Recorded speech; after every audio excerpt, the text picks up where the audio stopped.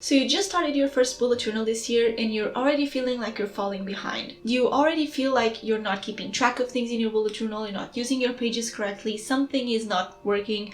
Well, today I'm going to give you a couple of tips on how to use your bullet journal in 2025, how to be consistent with it, and how to use it every day. Hello everyone, it's Kat here and welcome back to my channel. Today I'm going to give you a couple of tips on how to use your bullet journal in 2025. So this year I want to focus my content for beginners to bullet journal. So if you're a beginner to bullet journal, make sure you subscribe to my channel. I already posted a couple of videos for beginners and this one is going to be another one of them. I have a lot of videos on my channel about bullet journaling and bullet journal video ideas, and I can link the playlist in the description below. And this video is all about using your bullet journal in 2025. And just a quick disclaimer, all of the tips that I'm saying in this video are my own opinions. These are things that I've seen that work for other bullet journalists and that work for me. And if some things don't work for you, that's totally fine. Bullet journaling, it's different for everyone and it's very customizable for every person. So if something doesn't work for you in a way, it might work in another way or for other people. So make sure you watch these tips and see for yourself what works for you. So with that all being said, don't forget to check out my stationery shop in the description below, and let's get started with the tips. For the first tip, I have here my first ever bullet journal. This is the first notebook, the first journal that I used in my entire life, and I have it here because my first tip is to start simple and build your style and the pages that you want to do over time. So as you can see, I did this in 2017. It was my first bullet journal from May to December. And because I'm a native Portuguese speaker, I did my entire first bullet journal in Portuguese. This was something that I changed over time, and this was before I had my YouTube channel. So I started in Portuguese because that was what it was working for me at the time, was to try it in Portuguese, and then I changed it to English. This was my first cover page, May 2017, and I think I just used around like 2 or 3 markers. It was a black Tombow dual brush pen because my mom is an architect, so she had these pens laying around. I didn't even had a pen collection at the time, and a gray one. So those are the only things that I was using, and a fine liner to write. But these were my pages when I first started. I did a huge habit tracker because I thought that this was what I wanted to do and what I wanted to have in my bullet journal, a huge habit tracker. And this was not Instagram worthy, but I had to start like this. So over time I could start doing like calligraphy and play around with layouts and stuff like that, and start having like actual themes and play around with other trackers. So this was just what I was doing when I first started my bullet journal, and this is my first tip. You see all of those pretty notebooks on social media, and this one is my 2024 one. You see all of these themes, but everyone started like this. This is just what you don't see on social media, and you have to remember that everyone started small and simple and built over time. So if you plan to start a bullet journal, I highly recommend doing something along these lines. You can add a little color to your bullet journal, of course, and a theme, but start small. My next tip for beginners to bullet journal is to use it every day. And if you watched my 2024 bullet journal setup, you know that I missed a couple of days. My trackers were not updated all the time, and that was because I couldn't really fit my bullet journal into my routine when I was working a 9-to-5 job. I was doing a lot of things at once, and tracking my bullet journal was not a priority for me, but I highly recommend that you track it every day.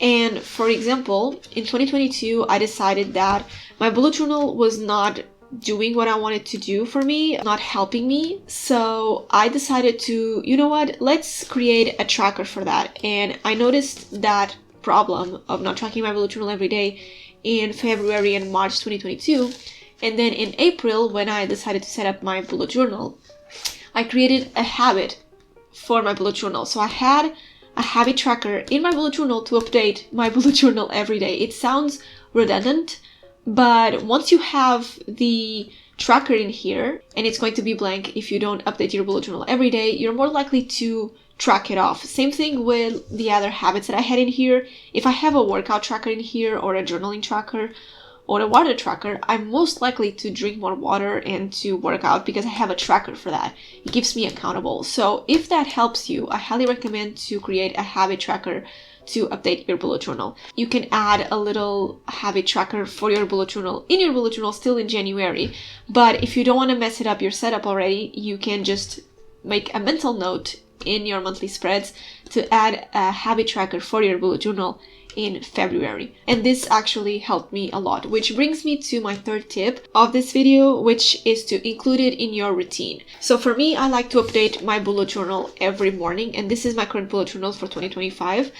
And as you can see, I'm filming this on the 3rd of January, and all of my trackers for the 1st and 2nd of January are updated already. So this tells me that when I include my bullet journal in my routine, I actually check it. And for you, if you have a job, it can be early in the morning before you leave, it can be in your mid-morning snack at work, it can be at lunchtime, it can be when you arrive home from work, it can be late at night before you go to bed. Whenever you can fit your bullet journal into your routine, do it.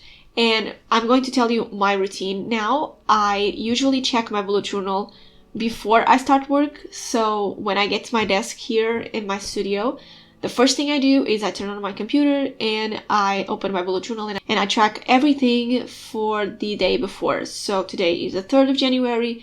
This morning before I started filming, I checked everything from the 2nd of January. So that is updated. And I usually do another check in my weekly spread after lunch. And I check my bullet journal again at the end of the day, usually after dinner or before I go to bed, to just see if I did everything that I had on my to-do list for the day and to plan my next day. So those are the 3 times that I check my bullet journal throughout the day. You can just check it once a day, twice a day, whatever it works for you, but include it in your routine. You're more likely to gain the habit of tracking your bullet journal if you include it in your routine. It's the same thing with your other habits. This is just another habit that you have to adapt in order to use your bullet journal in the right way. Next tip is to customize it for your needs. I know that it's extremely easy to do the same pages over and over again every month in your bullet journal, but I highly recommend you to try new things and do a review of your bullet journal every month to see what pages are going to be done in the next month. So I'm bringing my 2021 bullet journal, and here I'm going to show you my March theme. And this one was a very, very simple theme. And what I needed for this month was a huge habit tracker. So I did that. And in order to decide what I wanted for the next month, at the end of the month, I did a monthly review here. And this monthly review and a little bit of journaling means that I reviewed my month. And this can work as a life review, you know, a review of the actual month in your life. But I highly recommend you to do this for your bullet journal. So at the end of the month, you go through your pages and you see what worked and what didn't. So if I had to plan for April now, and we are in this month of March, I would see that I like the cover page. Maybe this quote page and like this huge collage is not really worth my time for April, so I'm not going to do that. This huge habit tracker, maybe I don't need to track all of these things.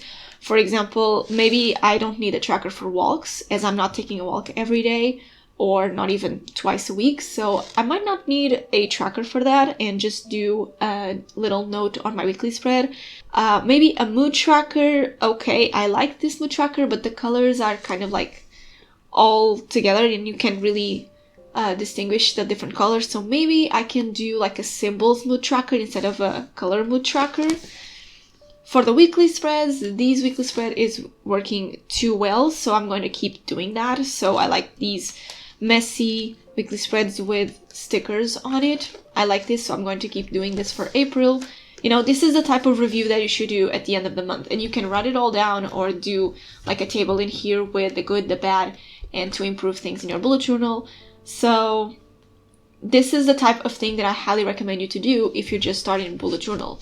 Quick side note here, for example, for my goals page, in 2021, I was just doing this, where I would put goals in the middle, divide it into sections, and just put in my goals. This was just not helping me at all. So for 2025, I actually did this different page. And if you didn't watch my setup, I'm going to link it down below. But I did this page that it's still empty because I wanted to film this video first. And this is my goals and ambitions tracker, and I still have different categories. So I have one for personal and one for business, but I have a section for my actual goals to write what I want to do, what I want to achieve in 2025. But I created this little section that says, therefore I must. And this is where I'm going to put my action plan in order to succeed with my goals. This is a little more of a system for your goals instead of this, because this you just put your goals here and that's about it. Here you actually have to write down your goals and what you're going to do to achieve them. This is another example of a page that I changed throughout the years, from something that wasn't really working for me to something that it might work better. Again, it's still the beginning of the year, so I don't know how this is going to work out for me, but at least I tried something different, and if it works for me, I'm going to keep doing it for the following years. My next tip to use your bullet journal goes kind of in the opposite way of what I've just told you, and it's to mix productivity with creativity.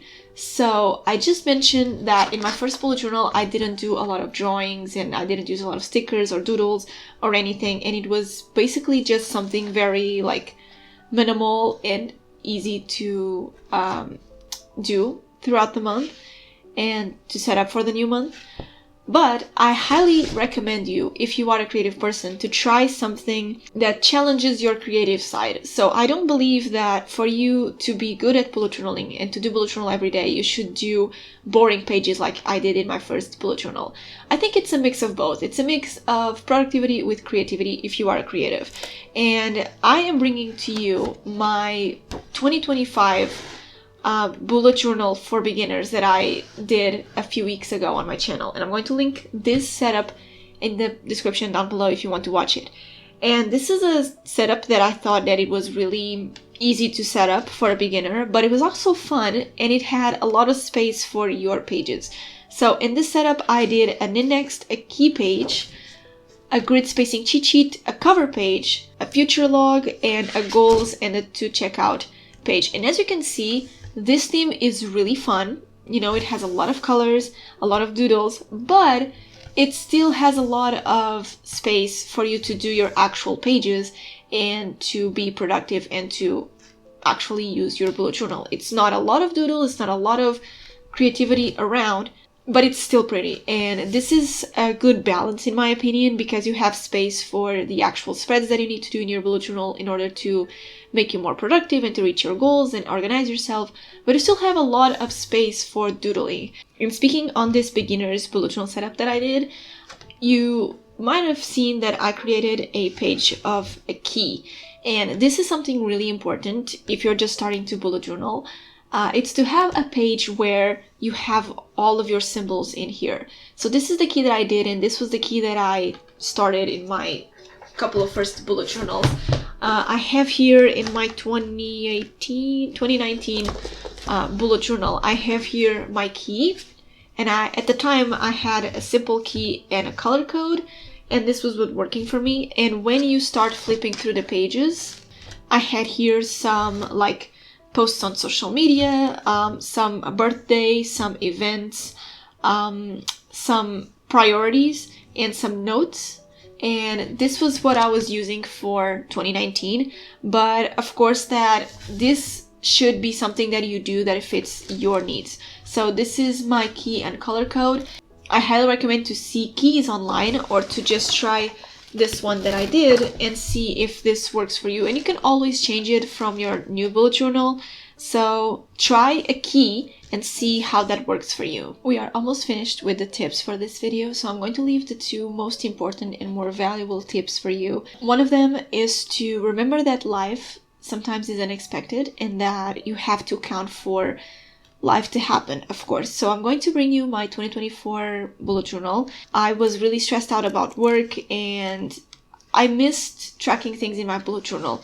One of those months was October. I didn't use my bullet journal as I wanted to for October, and I was basically not present for my bullet journal. And that happens, that's totally fine. You cannot expect yourself to fill in your bullet journal and to update it every day when life comes in the way and you just can't do it. Like, that's totally fine. So I'm going to show you my bullet journal for October 2024, which was one of the hardest months, I think, Even though it was a good month, it was one of the more struggling months for me. It was when I decided that I really wanted to quit my job, and so I was really stressed out. So the theme was not great, and I can also show you probably August. That was another example of that, where the theme was not great. I did a bunch of pages that I didn't like.